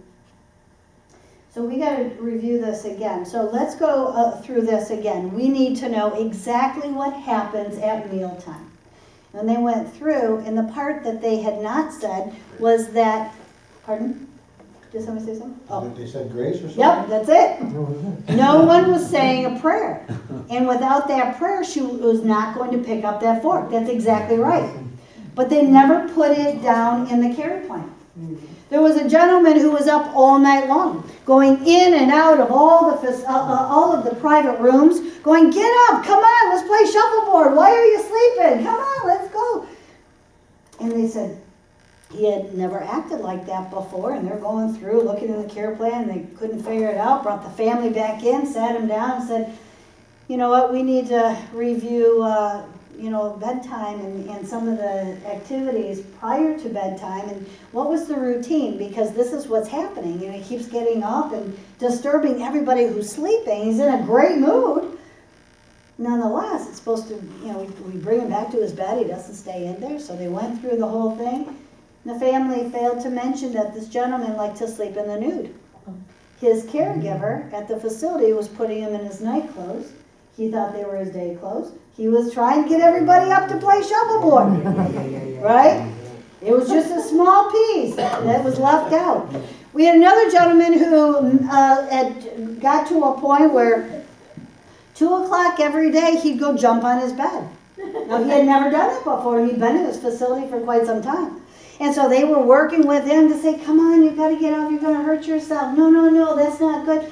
Well, he refused to get up every day for the next several days. 2 o'clock, he'd go jump on the bed. Called the family back in and said, hey, we're going through the care plan, and we don't see anything in here about this. Well, what they left out is their dad used to be in a rodeo, and 2 o'clock was his practice time. He had returned back to that time, right? My mom died a year ago, January, and she was in a nursing home. The last 3 months of her life, my mom used to model for J.L. Hudson's when she was like 19, 20, 21. And the last 3 months, if you walked in and said, oh, hi, Jan, how was your day? My mom would say, oh, it was so hard. I had 3 shows today, and they want me to wear these heavy coats, and it was so, we knew exactly where my mom was. She was back at J.L. Hudson. Yeah. So when we create this care plan, the questions that are asked and the details that are needed, families don't often understand what we're going to do with it. We're going to use it, right? That's what we're going to do. We're going to use it so that because we only react to behaviors, when behaviors go out of the norm, there is a reason, and we've got to find it. And it's that ability to listen, which is to watch their behavior, listen to their voice, that says, okay, something in here is what they're referring back to. How can we prepare their life and let them enjoy it a second time, right? Sometimes it is enjoyable, but that's person-centered care. We create a team environment. So if you are home caring, create this with your family, right? Put together a personal care plan with your family. and say, listen, we got to put all this information. You learn a lot about your family this way too. And remember, nobody knows everything.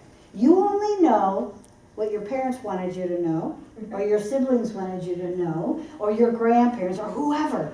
And they may have changed the end of the story, the beginning of the story. We had one gentleman who kept looking for Meredith. Meredith, everywhere, everywhere, everywhere. Would not go to sleep because he could not find Meredith. And that care team, I mean, they were going through, going, Meredith, Meredith, Meredith. There is no Meredith. Called the family back in. They said, look, he is so upset because he cannot find Meredith. And we want to recreate her, but we're not sure what Meredith is here. Well, come to find out, Meredith was his first wife. And they were only married for 1 year. And no kids came out of it, so they didn't tell their own kids. Well, here their kids are going, what do you mean Dad was married before you, right? And so there was a little bit of a riffraff because he's looking for Meredith. And, that was his first wife. But we got to get through all the secrets. Now, that comes with time, right? It comes with time and trust, right? So, I mean, I'd be a liar if I said my kids know all my secrets. No. And if I ever end up with dementia, they're going to be sitting there going, why wouldn't she tell me that? And I'll be too far gone to explain, right? Half of what I do is to teach people, so if this happens to me, you'll be able to take care of me. All right, base information, that's what you're going to do. You're going to create a plan. Now, I took some pictures of in facilities, which I do a lot of my training inside senior care facilities, on what they do with people who have dementia as it relates to their care plans, right? So you'll see nurseries in a lot of facilities. And this is very helpful, obviously, for mothers in particular that have gotten to the point when they're going backwards that they're raising their children. It can be very, very comforting. However, it is also a good way if they're seeing some behaviors, mischief behaviors, difficult behaviors, angry behaviors, outrageous behaviors, where you can take a baby, a doll, and they look pretty real these days, and you can give them to someone, man or woman, to say, can you just watch her for 10 minutes and calm them down? So what they have learned is you don't actually have to be a parent regrouping. You could just be in charge. It could be the same thing with a pet. They have a lot of battery-operated pets that look pretty doggone real nowadays, right? So it could be, can you hold my dog for 10 minutes? But it's a way to get them calm, especially if they're anxious and upset. This picture right here, there's a lady who was uncontrollable, I guess is a good way to say it. Her behavior was extreme. She was yelling, she was fighting, she was fierce. They had a very hard time. They brought the family in and said, we have tried everything we can, but your loved one's behavior is becoming extreme. And so we know in this care plan, we have got to find her purpose. And that's what they're trying to find. When we find people that are like that, they are angry and they are fierce and they're fighting out, they're searching for their purpose. And sometimes they need help to find their purpose. So the care team brought the family in and said, somewhere in this care plan is your mom's purpose, and we've got to find it. And they started going through, right? And they came across 40, 50 years earlier, her mom was a 4th grade teacher. And from all accounts, enjoyed being this teacher. So they simply went, these right here decals, they had decals on their exit doors. They went and took down the decals, put them on a wall. This is nothing more than the table they had in their lobby. An old closet gave them an old phone and a radio. They called down to the grade school and told them what they were doing. They're trying to recreate a 4th grade classroom. Do you have any book reports, homework, math, anything that you could give us that would be, around the 4th grade level? They said, sure. They went and picked it up. They filled her inbox with all her 4th grade papers and gave the lady her job back. Cool. Overnight, this changed. Now, here I'm telling people about this because I think it's great, and I was training here when this happened, so I got to see it, which is why I took pictures. And once a person said, you know what, my patient is and this is a facility, so my patient is an engineer, and he's having behavioral issues too, and we're trying to figure out a purpose for him. So, seeing what happened with the teacher, they called down to a tier 2 automotive company who makes automotive parts and asked, do you have any extra blueprints that you're not doing anything with? They said, yeah, absolutely. They went down, they picked up the blueprints, came back, put a card table out, gave him a drawing board, and blueprints gave him his job back.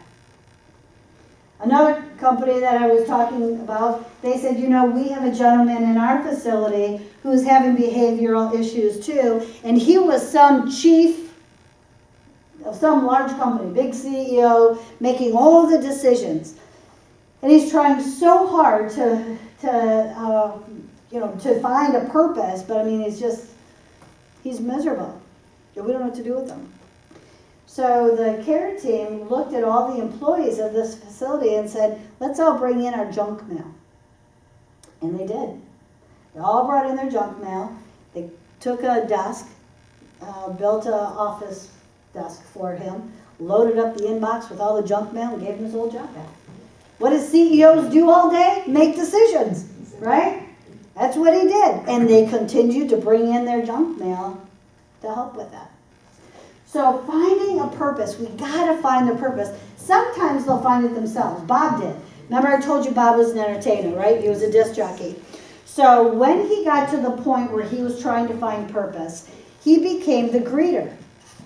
And he would sit outside, and every single time somebody would come up, he would get up, extend his hand, and he'd say, hey, welcome to so-and-so, my name's Bob Gafner. And he would go back and he'd sit down. And it was outside, right? So it would get dark out, and I'd be like, Bob, come on, you gotta go inside. And he'd be like, don't talk to me.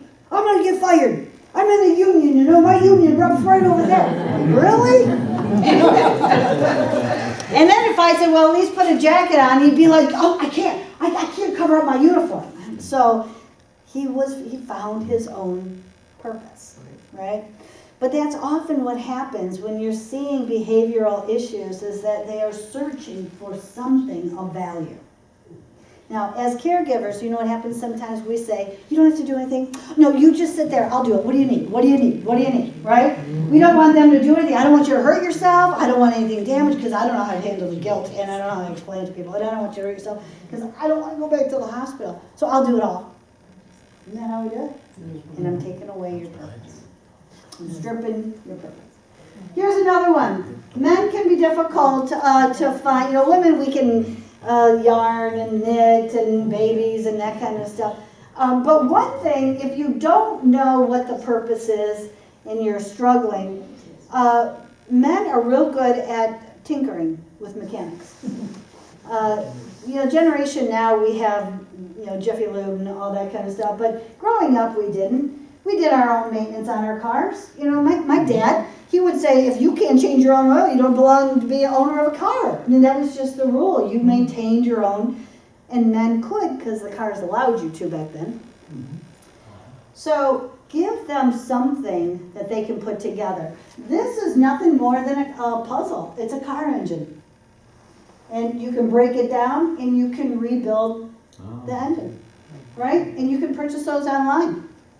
If you don't want to do that, you don't want to spend money, take old desk phones. Take them all apart, put them in a box, and ask them to put them back together. My grandfather did this with eyeglasses. He never threw out a pair of glasses. He kept all the parts when they broke in a box. And then he would sit down with this box of eyeglasses, right? And he would tinker with them. But this is what it looked like, right? So he'd be playing with it. He'd pull up a pair of glasses, which maybe didn't have the lens, and you know, maybe it was broken on the side. And he'd say, yeah, you know how I broke these? When I was playing ball back in the 50s, now it becomes reminiscing. And reminiscing is healthy, right? It's healthy. So find things to put in a box for reminiscing. You know, it does, it helps. But help them find their purpose. That's important. Use single task instructions. Okay, something else goes in this person-centered care plan. Favorite words. No. Fine. If the favorite word is no, you put it in there. No, I'm not leaving. No, That's not right. not right now. But whatever the favorite words are, put it in here. Even if it's, excuse me, shit. Right? If they say that, it goes in here. Why? Because you got to start talking their language. If you want to connect with them, be with them. And swearing is a word, right? So if they say it all the time, you can meet with them, but you got to have their language in their person-centered care plan. One question at a time, in their common language, right? If they're not a PhD professor and you are, don't use your PhD professor language. I'm done. No long-winded explanations. Very, very simple questions. And you can wait up to 90 seconds between questions.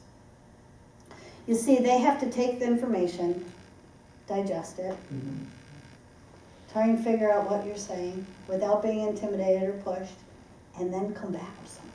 So it takes a while. So get comfortable with silence. Silence is like something we're not usually comfortable with. But for this, we need to be. Include your patient in a conversation. Don't talk around them. They're still there. And they know when you're saying, well, let's talk about mom. Well, you know what mom was doing? And mom's right here. Right? So include all the time. Don't ever leave them out. I've got people that say, Jill, why in the world do I have to do all this? She doesn't even recognize me. Why do I have to be so concerned? She feels you. I don't recognize you. But something about you tells me you're familiar. I feel you. So these are feelings kind of thing. Watch your background noise. Too much anxiety will cause reaction. If you're going to play music, let it be their music. Right? At a tone that they enjoy, not your music. Music is magical. The part of the brain that we hold our musical ability is never affected by dementia. So it doesn't matter what you forget. You will not forget a song that you've been singing all your life. I recently went to see Glenn Campbell's wife, Kim Campbell. And if you're not familiar with that story, that's a good Google. So Glenn Campbell was diagnosed with Alzheimer's. And his family decided that they were going to film it. I mean, the ugly part of it too. And so the whole world could see what this disease does and so forth. And they showed him how they would put the guitar in his hand, and they would have like the, what's it called? The amplifier? Not karaoke, pardon? The amplifier? No, like where the words are, I guess, for Karaoke. The well, it's screen. not really karaoke. Prompters. Yeah, they'd have prompters down here. And he could be here and sing all his songs and then hand his guitar off and not know it was his wife. But never missed a song, ever. In fact, he wrote his final song and published it and sang it. And it's called Don't Cry For Me, I Won't Remember You. It's amazing. It's an amazing song. But music does that, right? But it's got to be their music. I had a friend who texted me the other day and said, my mom won't stop crying. I said, get a pair of headphones and put her favorite song on. Music can do that, but it's got to be their music. Demonstrate with gestures. Remember I said 2 kinds of communication. It's got to come out of your mouth and with your hands. And you always want to come forward, right? So I'm always going to move forward this way. Now, if you are in fear that you think maybe they could be violent, they could be angry, they could kick you, as soon as you get here, you move to the side, right? And then you do everything else from the side. If you are going to give them a bath or you are going to have to do something where it calls for you to touch them, then you let them know you're going to touch them 3 times. And when they say no, it's no. Don't force it on them. The only person you're going to end up hurting is yourself. There's never a need for an argument, because once they say no, it's over. You go away and come back 10 minutes later. Later, right. That's Yep. all it is, always later. It's always later. Let me tell you a fun story about a family that said, you know what, my mom's getting stinky. Every time I say it's time for your bath or shower, she says, no. So the care team called in the family, sat down, brought the file, said, okay, we got to find something. We're not leaving this room until we figure out how to get your mom in the shower. And it's in here, right? Because it's all in here. They went through and That's cool. they found out Mom liked to go to the casino. And she liked to play the lottery on occasion. But she loved to win. So they went down to the store, they bought a lottery ticket, they came back, they announced the winner. She won a day of beautification. They gave her a bouquet of flowers, brought her in to get her shower and her hair done, her nails done. She was willing to do it. Why? Because she won. Getting creative, that's... I bribe, yeah, that's what I do, I bribe her all the time. I raised my kids that way, so I'm good with it. $10. Yeah. Why is it never pat? Yeah, why never pat instead of rub? You said rub, not pat. Why is that? And, or the hard one? Oh, okay. You know why? Because patting is a good girl. Good girl. Oh, patronizing. Yeah, good girl. Right? We don't want to do that. And we don't want to do the whole sweetie, honey, lovey, baby. Right? I mean, you can use kind words without making someone feel like a child. Patting can be very much like a child. Yep. And we got to remember, many of these people, you know, they have so much pride and they have lived such a good life and you know, and done so many wonderful things. They're just older, but they're the same person. So approach from the front, stand, kneel. If you're going to have a long conversation with them, you go below their eyesight, right? So if I'm going to have a long conversation, I'm going down here. And I need to look up because you're the boss of me. You're the patient. Yeah. You are the boss of me. So that's what you want to make sure. Watch your eyesight. It's also good if you're getting them to calm down, is to use a very low voice, and because they have to sit that to hear you. Right? So don't rush. Don't raise your voice. Watch. Don't ask memory questions. Yeah. Don't even ask memory questions.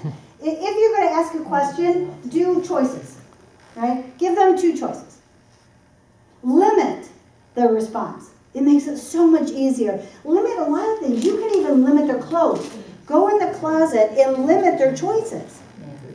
Because I can make a decision 1 shirt out of 10, but I can't make a decision in this closet where I have 50 shirts and sweaters and blah, blah, blah. Shoes, the same thing. Right? Just limit choices. Don't argue. You're always going to lose. In fact, one thing I always say is learn to apologize, because you're going to do a lot of it. Oh, yeah. A lot of it. You will always be wrong. You will never be right. Learn to apologize and ask forgiveness.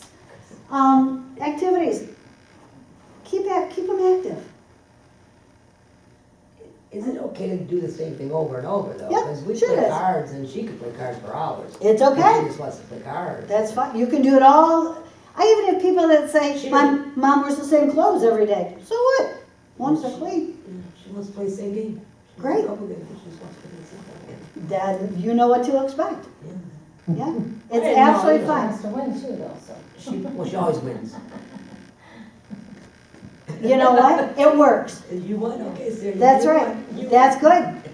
But no, whatever they like, even sitting down, like I've had people say, she's been sitting at that window for hours doing nothing. No, she is not.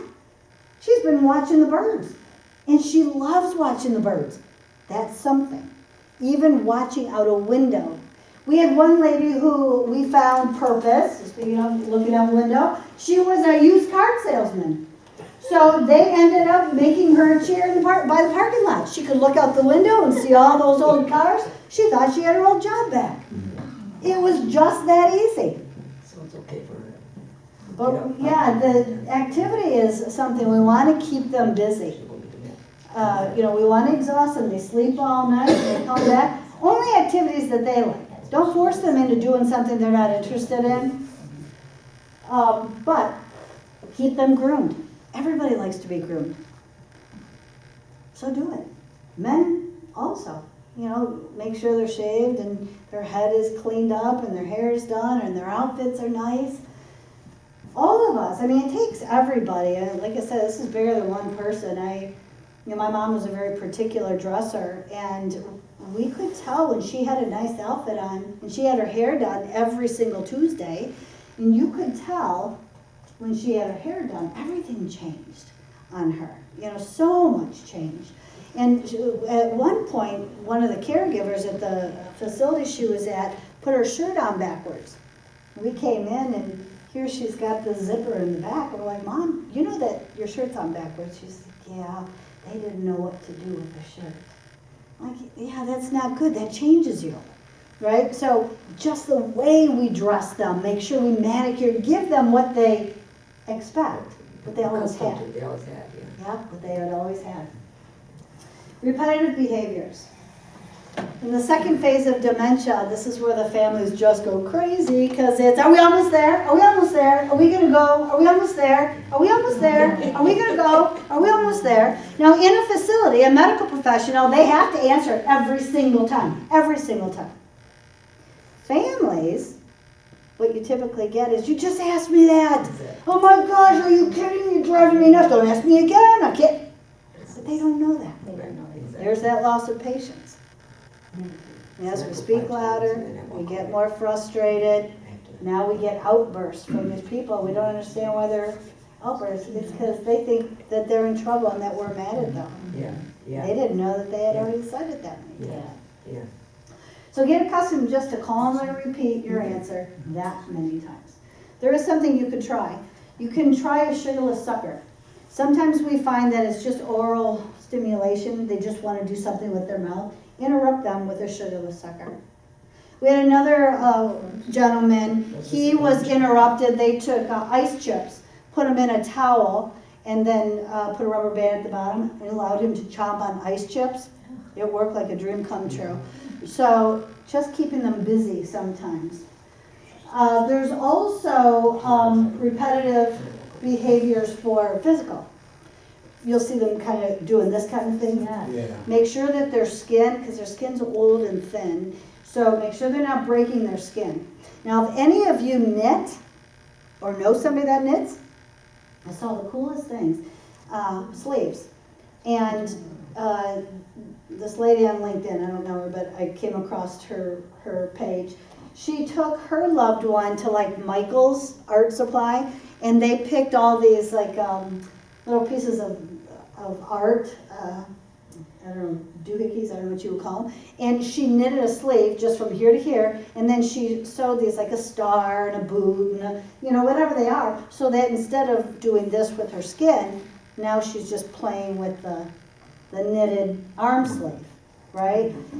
So, and these are good for men and for women, and the reason I said she took her to Michael's to pick out is make them as personal as you possibly can, so that they have some sort of interest in these little pieces that they're playing with.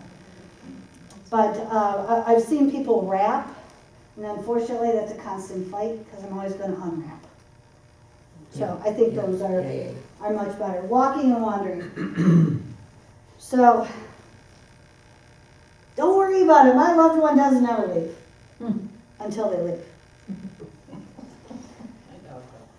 Bob would leave because he had to protect his family. Remember, problem-solving skills will never go away. He had to find those tunnels because the monsters lived there. And so it didn't matter what happened, how many times I would say, don't leave, don't leave, don't leave. He was gone. I put hardware store alarms on all the doors. It took me roughly 40 minutes to put them up. Not a big deal. It took him less than a minute to find them and pull them down. But I gave it my best shot, right? We lived in Shelby Township for 20 years. That was the house that, our family home before I moved over here. And we only had 3 doors, so it wasn't like I had this huge home, but it was a ranch, and it only takes a second. So make sure you tell your neighbors, right? If you've got your loved one there, you let your neighbors know. You tell your first responders. Because first responders, you're going to depend on them when the time comes, if the time comes that you need them. As a matter of fact, it's not such a bad idea in your personal plan to take one of your loved one's smelly socks, put it in a Ziploc bag, and staple it inside your personal plan. If you ever have to call your first responders, your police, to have them find your loved one, they follow a scent. And it's the fastest way to find them. So, but let them know. I mean, we also had that help I've fallen and I can't get up button, which, oh, I'm telling you, it saved us. We had it for all the years that Bob was with us. It was a wonderful, wonderful service. And we got to learn the first responders there too, because if you don't answer, first responders come over to your house and will knock down your door if you don't answer. So it's nice to have a relationship with them. And so don't wait until they leave. And then some of the things to do, keep your loved one away from your exits if you can. Simply buy a round black rug. A round black rug and put it in front of your door.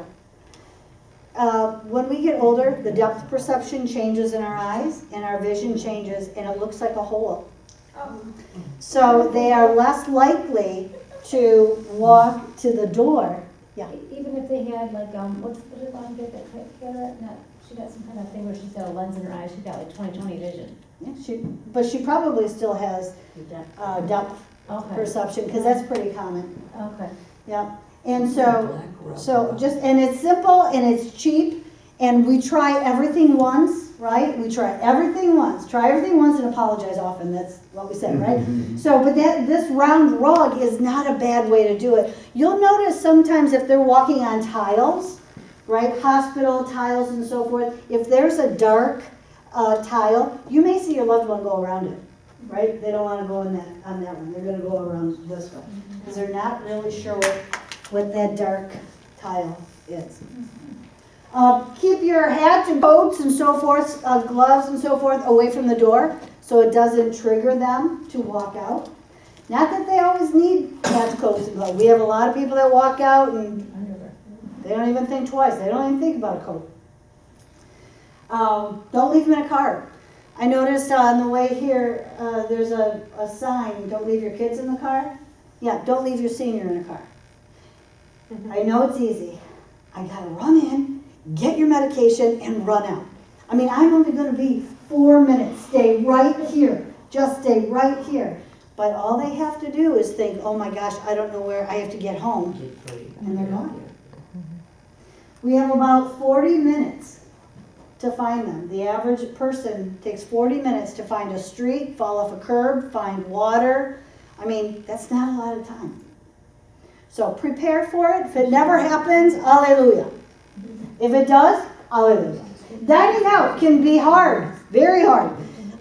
For us, Bob said whatever he wanted to, whenever he wanted to whomever he wanted to. And it could be humiliating and embarrassing, and especially for my kids. So we had these cards made from Vistaprint. I had them made for the kids and for myself. And I would slide them in when we would go places. You know, my husband's behavior can be upsetting. He has dementia. Please forgive him if he makes rude comments. He doesn't mean it. But I didn't have to say it out loud. So there was no humiliation for Bob. The kids would carry him too.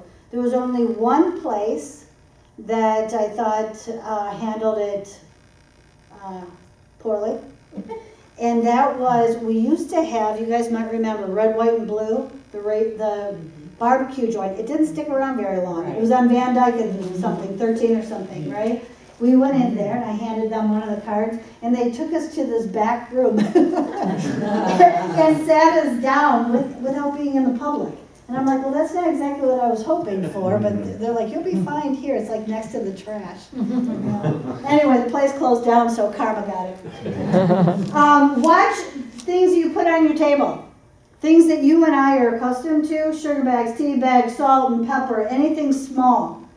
because it could choke them. They may not understand what it is. When you're serving on dishes, it is very common for someone with any of the dementias to use their fork and try and get like the pattern. It's a floral pattern. They may want that flower, but it's part of the dish. So I suggest that you do just plain dishes and change your colors. If you're giving them cottage cheese, don't put it on a white dish. They can't tell the difference between the cottage cheese and the dish. Make it as easy as they can to change the color. Even if you just get a few plates, just specifically for them. Dressing. We have our habits. We get dressed in the order which we like to get dressed. Bathing is the same way. Think of how you bathe. Do you do the same thing every time you go in the shower? Okay. If I want to change your habit, it's going to upset you. Right? It just will. So ask them or find out in their book, what do they put on first? Their shirt, their pants, their shoes, right? Find out the order that they get dressed. Give them their choices. 2 choices. You want to wear this or you want to wear this. And that's where I say empty their closet. Limit the choice. Bathing is the same thing. Whatever they can do themselves, stand outside the bathroom, let them do themselves. We have 2,000 body parts. They all don't need to be cleaned every day, right? The important ones, a couple times a week. The other ones you'll get to, but it's not worth the fight. Right. Okay? All right. Any questions? Did you find this Very informative. helpful? Yeah. I know, you're gonna say you're not. The long, like, your husband does the phases, did he go through phases in a certain amount, like 1 month, 2 months, 3 months, or it doesn't matter, it doesn't matter? There were some times I thought he was all better. He would say something and I'd be like, what? Yeah. You don't have dementia, I do. Right? Because I thought, That's what how I'm can it be turned on and turned off? And And is sometimes, you know, does she really know, and then does she, because sometimes I feel like she's, When we come, she thinks she plays it up for us, like we'll cry or we'll be, you know, more babied because we're there. And I just think it's just such a, and not only that too, sometimes let's take a bath, but okay, I don't feel good, I'm going to bed. yeah. So I was like, well, no, you don't have to go to bed, you know, no, you're not gonna go to bed because you have to take a bath. Or if you gotta eat, no, I don't they're feel like good, I'm kids, going to I bed. think it's just It's like, regression. no, you don't have to go to bed because you don't want to eat. You Yeah. just have to eat. You got to, I mean, she just fights about to go to bed, she just wants to, When she doesn't when she get has to away. do something, right. When she doesn't get away. She wants to go right to bed. Okay. Well, you know what? That's funny. Does she still recognize you by name and so forth? Yeah. Right? Yeah. Can you tell if she's recognizing herself at the age that she's at?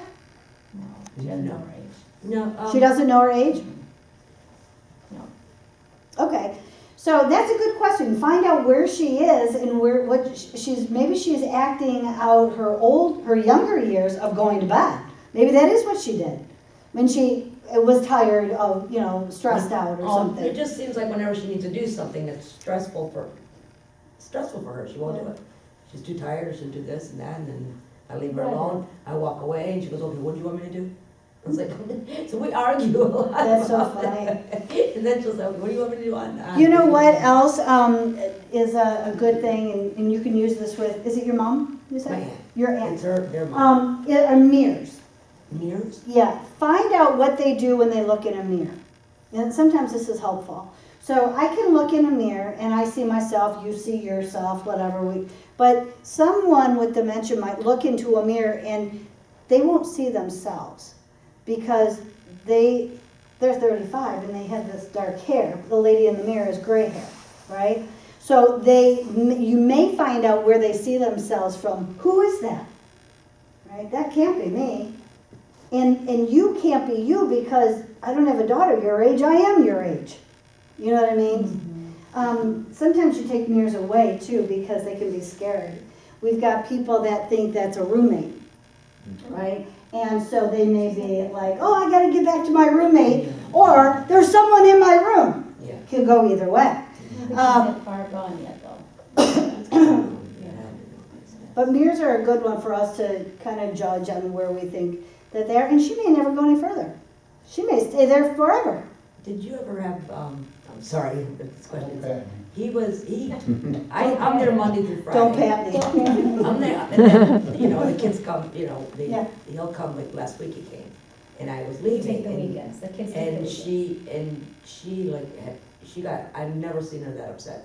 I've never seen her that She was upset. actually upset when She was- when she left. She's the niece. Okay. We're the kids. And I'm we- there Monday through Friday. And we take the weekends. So when we come, we're the kids, she loves us. I guess the last time she cried so hard that she was unconsolable. And she said for her to never come back, cause she was leaving. Cause maybe she got like connected or, Is she at home Yes, by herself? me. Oh, you live with her? No, she has 24 hours. What happened was, I think it was abandonment. She felt that she was leaving her. Okay. And, you my know, dad just passed away. Okay, yeah. sorry. No, I just didn't know if that's like, no, I just wanted to know if that was like kind of normal. Do we have to watch out for that? There's or no normal. Is it, did she Normal's watch me- over. Did she watch me bring everything out to my car and then she started? Could be. So you don't really? It could be, Right. since no two people are alike, you know what, you Right. gotta just look at it and give everything consideration. Right. I mean, there are so many behaviors that we don't, even hoarding and collecting things, you know, Yeah, you yeah. may see that they start to collect things Yeah. that they wouldn't normally collect, but all of a sudden, these are meaningful things. Maybe it's tea bags, or maybe it's forks, or maybe it's napkins, or, there was one lady, I think this is my best hoarding story, and, but we had this, facility, and all the women started complaining that their underwear was missing. And we had families coming up going, I just bought my mom all this new underwear and I can't find one, and when's the laundry coming back, and blah, blah, blah. And this was going on weeks and weeks, right? Anyway, someone was looking outside and saw one of the residents there who had her car out there in her trunk. So they went out to see what she was doing, and her trunk was filled with all ladies' underwear.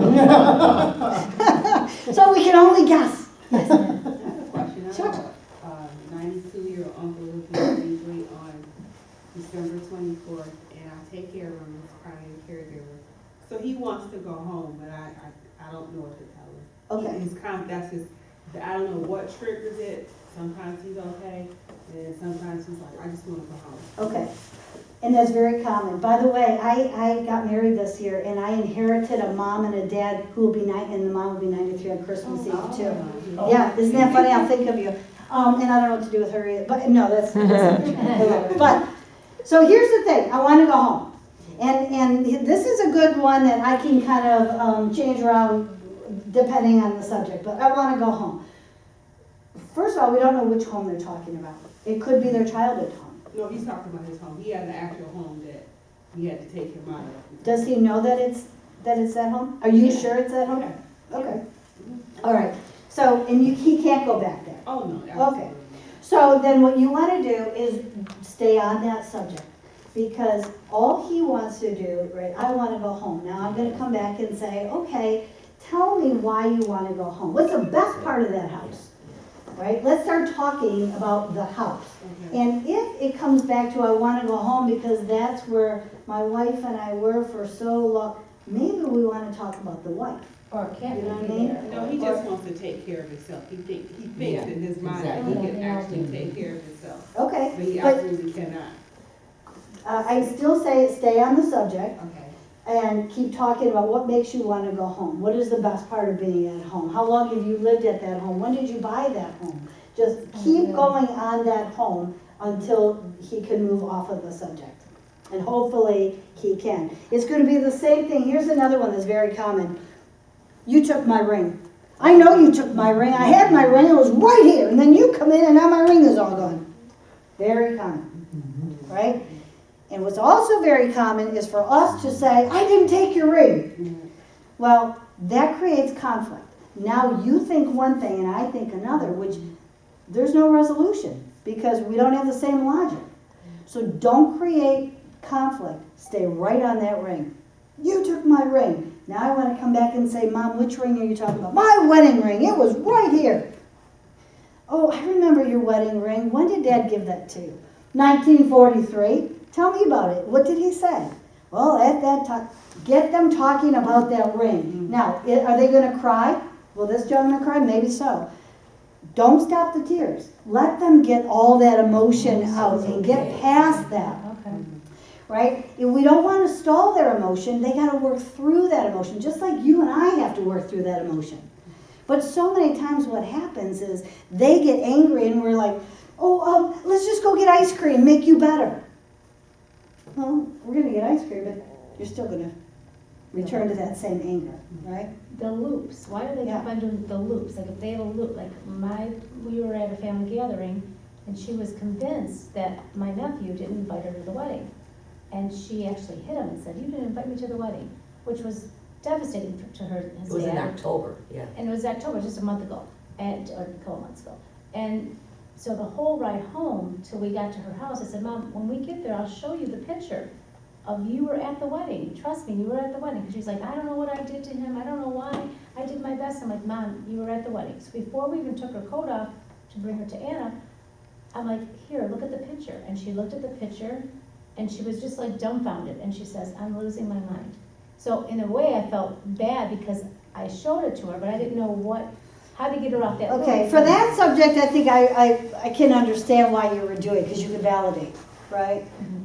Was that a good I thing to wouldn't do? say that, I mean, validation is very important, right? Validation is important, because they don't want to feel like they're going out of their mind. So validation is important.